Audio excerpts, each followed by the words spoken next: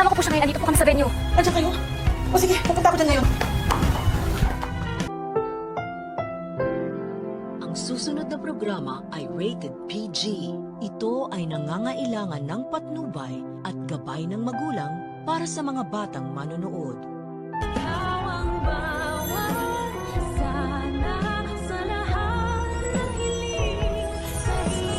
Pwede naman na magstay ka muna para sayin natin yung mga bata. Sige na, para kay Lolo.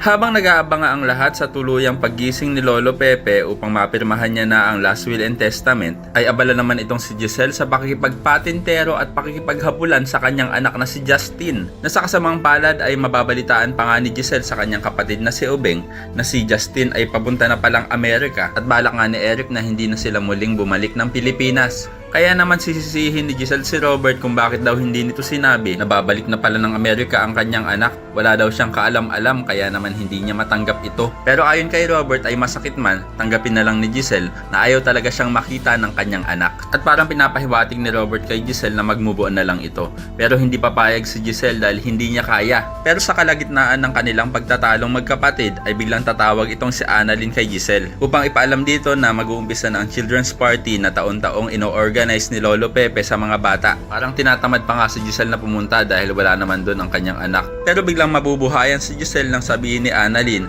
na nandoon ang kanyang anak na si Justin at pagmamadaliin na ni Annalyn ang kanyang tita dahil baka bigla na lang umalis itong si Justin. Kaya naman aabangan natin na malaman kung magiging matagumpay ba ang pakay ni Annalyn na pagharapin ang kanyang tita at ang kanyang pinsan. At malalaman din natin kung anong magiging sagot ni Doc Lyndon kay Luke kung bakit ayaw nitong pabalikin si Annalyn sa Apex. Kaya naman ko isa ka rin sa mga umaasang sana magkasundo na ang mag-inang Giselle at Justin ay pakilike ang video na ito and don't forget to subscribe para naman mas lumakas ang puwersa laban kila Moira at Zoe. Thanks for watching and see you next time. Bye bye!